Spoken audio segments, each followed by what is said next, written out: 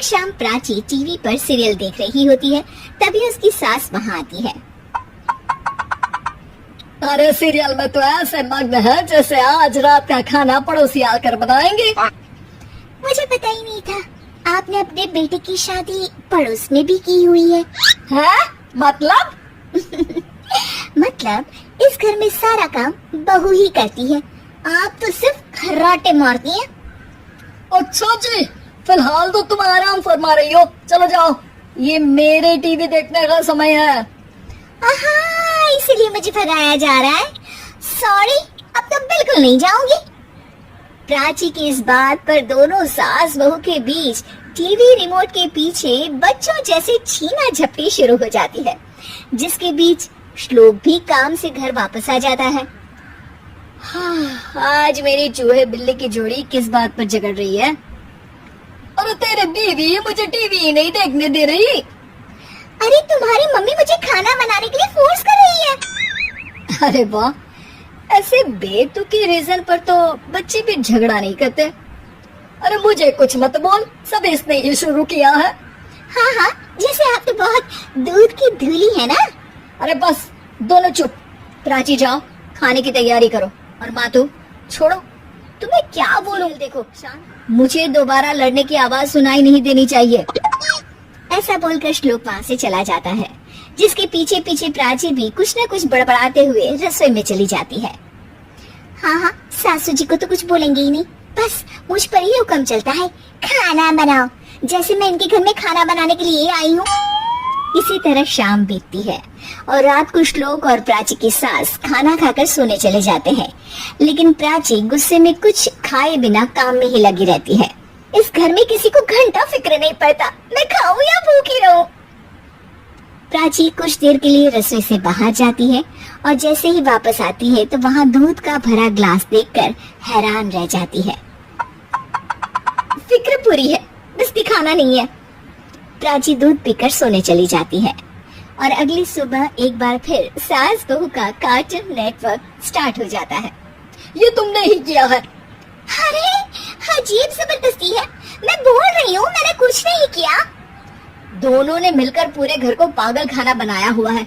यहाँ कोई नॉर्मल इंसान तो रह ही नहीं सकता, इसीलिए अब पड़ोसी क्या रिश्तेदार भी घर आने से कतराते हैं।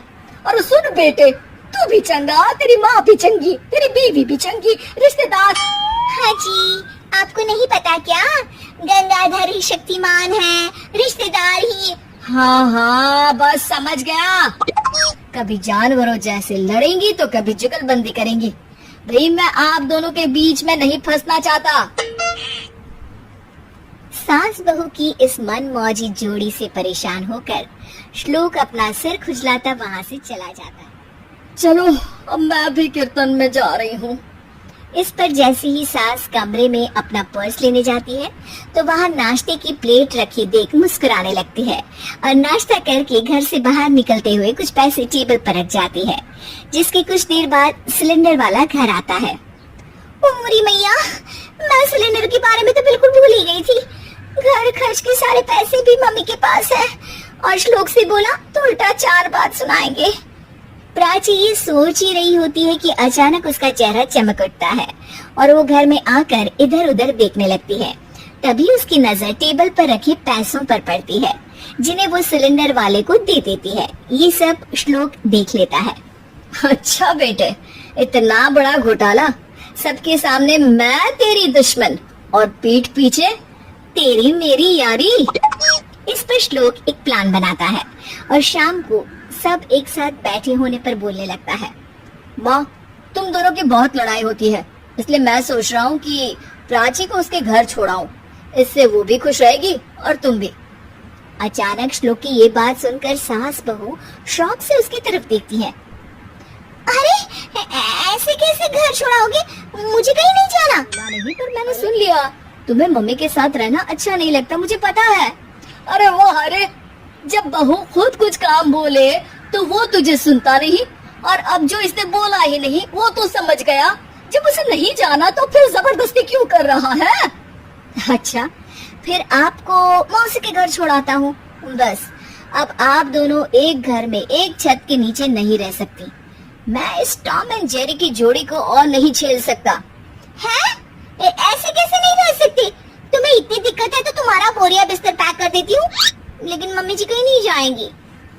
बिल्कुल यही सुनना था मुझे। अगर दोनों में इतना ही प्यार है फिर हर वक्त ये लड़ाई का नाटक क्यों करती हो?